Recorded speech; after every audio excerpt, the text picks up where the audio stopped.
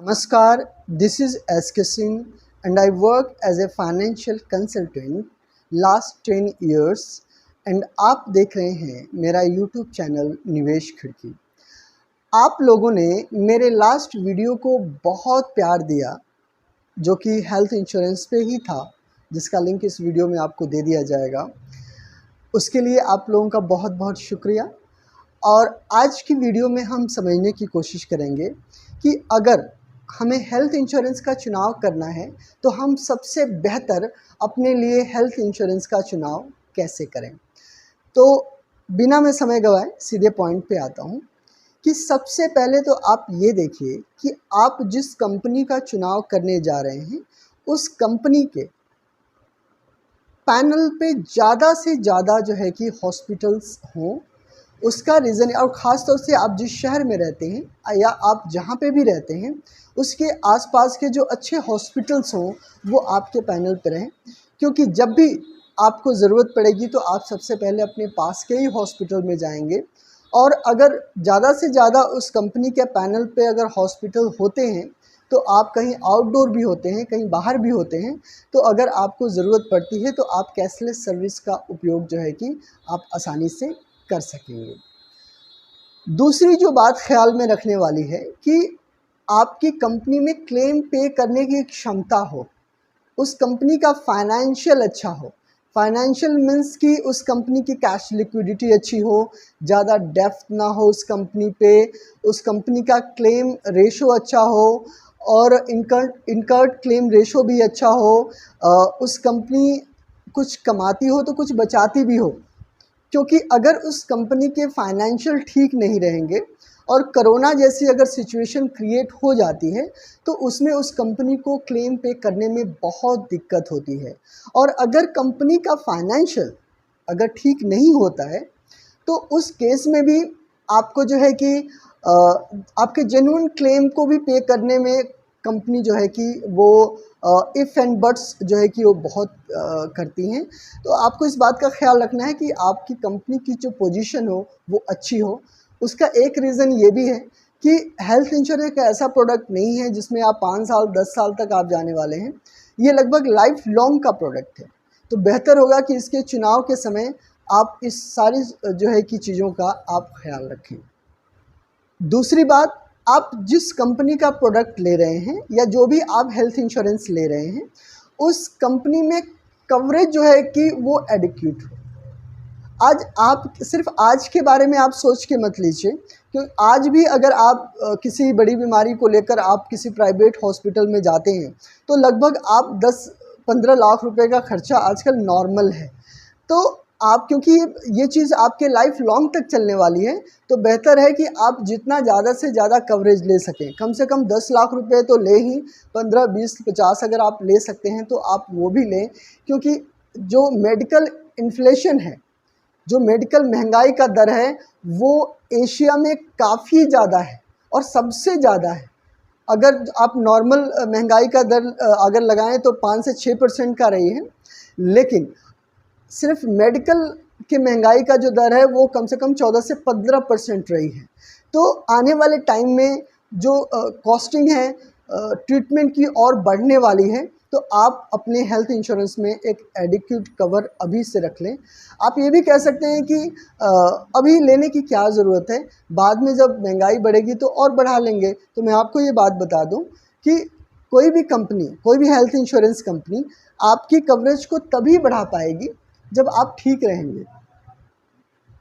नहीं तो अगर आपके शरीर में कोई बीमारी ऐड हो जाती है तो या तो वो कंपनी आपको पॉलिसी नहीं देगी या फिर आपके कवरेज को भी बढ़ाने से वो मना कर देगी। तो पहले से ही आप इस बात का ख्याल रखें। आपके इंश्योरेंस में कम से कम कैपिंग हो। कम से कम कैपिंग हो कहने का मतलब कि कुछ प्रोडक्ट ऐसे हैं जो सस्ते तो दिखते हैं, आप अगर दूसरे प्रोडक्ट से उनकी तुलना करेंगे तो सस्ते दिखेंगे आपको, लेकिन उन प्रोडक्ट में ऐसा होता है कि ये बीमारी हो जाएगी तो हम इतने % देंगे, वो बीमारी हो जाएगी तो हम उतने % देंगे, रूम रेंट का हम इतने % देंगे, कैंसर में हम सिर्फ इतने % देंगे। तो इतने सारे टर्म एंड कंडीशंस होते हैं कि जब आपको रियल में ज़रूरत पड़ेगी उस पॉलिसी की, तो उस समय आपको अपनी जेब से भारी कीमत जो है कि वो चुकानी पड़ सकती है। तो ज़्यादा से ज़्यादा आप इस जो है कि आप कवरेज लें और कम से कम कैपिंग और इफ़ एंड बट वाली पॉलिसी लें, उसमें ज़्यादा टर्म एंड कंडीशन इस तरह की ना हो।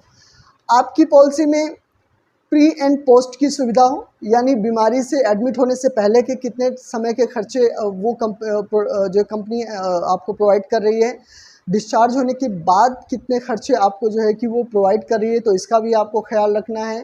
डे केयर प्रोसीजर में आपकी कितनी बीमारियां वो कवर कर रही हैं, ऐसा ना हो कि इतनी कम बीमारियां हो ताकि आपको किसी और बीमारी के लिए अपनी जेब से पे करना पड़े।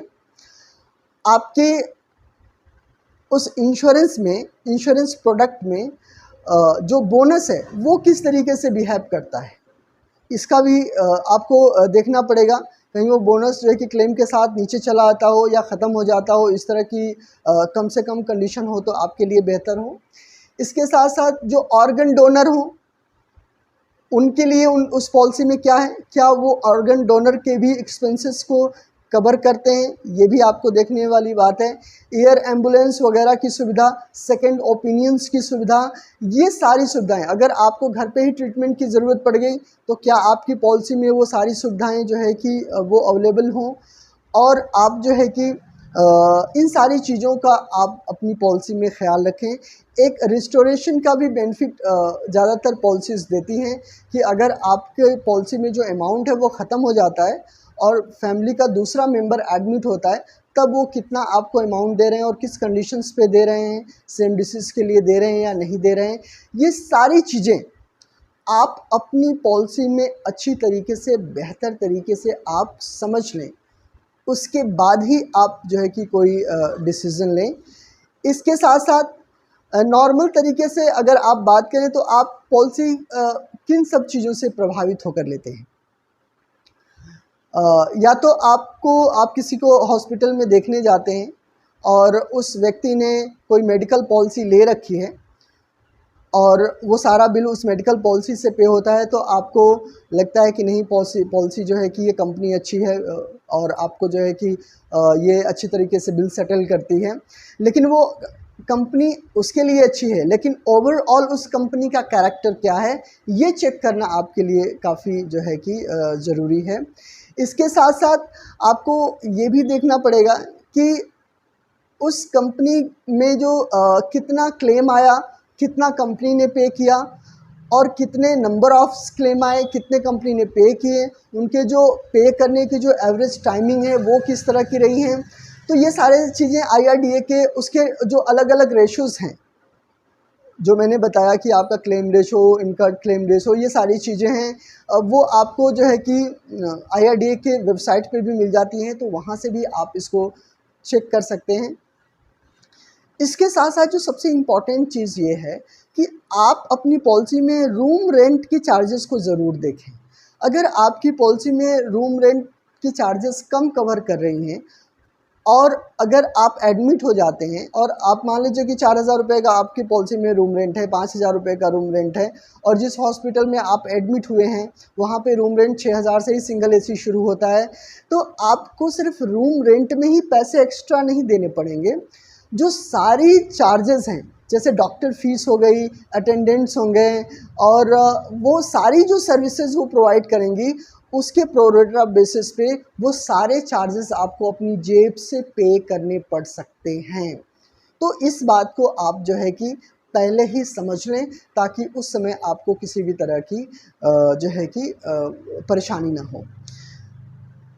अगर मैं सच कहूँ तो ज़्यादातर जो बिहेवियर होता है, जो ख़ास तौर से बैंक पॉलिसी बेचते हैं या फिर जो ऑनलाइन जो लोग पॉलिसी बेचते हैं, पॉलिसी बेचते समय उनका एटीट्यूड काफ़ी कैजुअल होता है।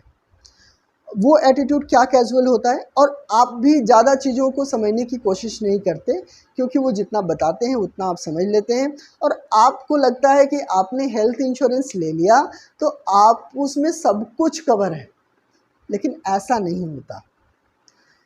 और परेशानी तब होती है कि आपको पता नहीं होता, और जब आपका बिल रिजेक्ट होता है जब आपको जेब से पे करना होता है तो आपके मन में एक इस तरीके की मिसअंडरस्टैंडिंग बन जाती है कि इंश्योरेंस कंपनी तो पे ही नहीं करती। सवाल इंश्योरेंस कंपनी का था ही नहीं।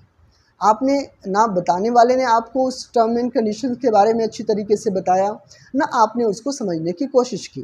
ख़ास तौर से आपने ये सोचा कि कम से कम अमाउंट का कौन सी हेल्थ इंश्योरेंस है आपने ले लिया, ठीक है। आपके लिए वही आपको लगा कि आपने जो सबसे अच्छी हेल्थ इंश्योरेंस ले ली, लेकिन ऐसा नहीं है।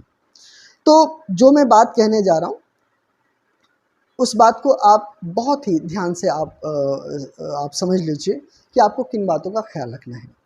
सबसे पहले आपको इन बातों का ख्याल रखना है कि कंपनी कौन से कंडीशन में आपको जो है कि क्लेम पे करेगी, और क्या वो सभी बीमारियों का पे करेगी, क्या कुछ बीमारियों पे वेटिंग पीरियड लगा रखा है उसने, या सारी बीमारियों का वो पूरा 100% कवर करेगी।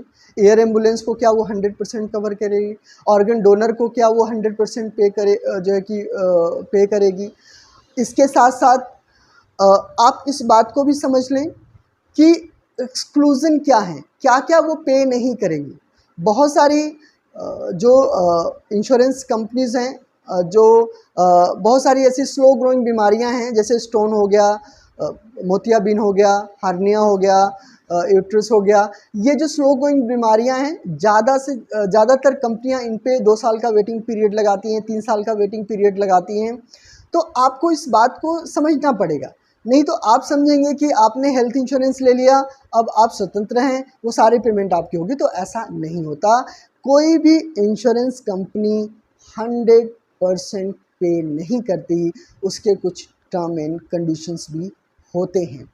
तो अगर आपको ये बातें पता लगी कौन कौन से कंडीशन में पे नहीं होगा, क्या इलीगल एक्टिविटीज़ करते हुए अगर आपको कुछ चोट लग जाती है, क्या वो पे होगा, क्या ड्रंक एंड ड्राइविंग में पे होगा, क्या जो आप जो है कि पैराग्लाइडिंग करते हुए अगर आप गिर गए तो क्या उसमें पे होगा, जो आप नेचर में जाके आप पहाड़ से कूद रहे हैं, आप जो है कि कुछ इस तरह की एक्टिविटीज़ कर रहे हैं जो कि ख़तरनाक एक्टिविटीज़ कर रहे हैं, तो क्या वो आपके उसमें पे होगा।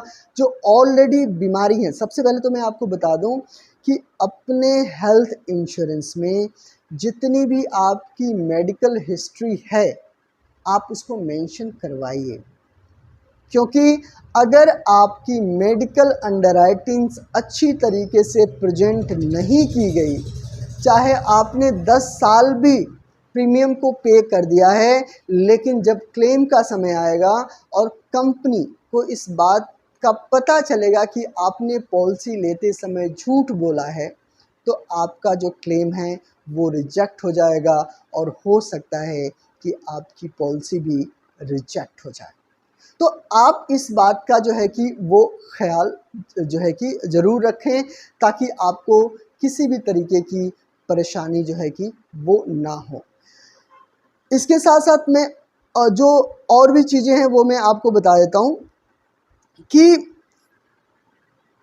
हेल्थ इंश्योरेंस का जो कॉन्सेप्ट है ना, एक इसमें सर्विस का रोल बहुत इम्पॉर्टेंट है, क्योंकि इसमें आपको प्री एंड पोस्ट के जो पेमेंट्स हैं उसको भी कवर करवाना पड़ता है।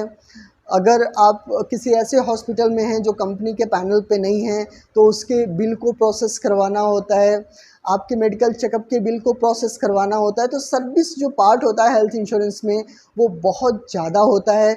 और आपको किसी भी तरीके की उलझन ना हो, तो इसके लिए आप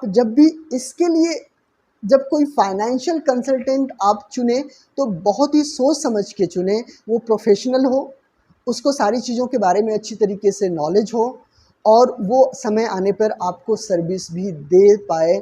नहीं तो आने वाले समय में आप काफ़ी क्लेम को लेके काफ़ी परेशान हो सकते हैं, क्योंकि कई बार ऐसा होता है कि जेन्युइन क्लेम भी कंपनी रिजेक्ट कर देती है, और आपको उसके लिए जो है कि दोबारा क्लेम को प्रोसेस करवाना होता है, उसके लिए आपको रीज़न देना होता है। ये सारी चीज़ें जो है कि वो कवर हों।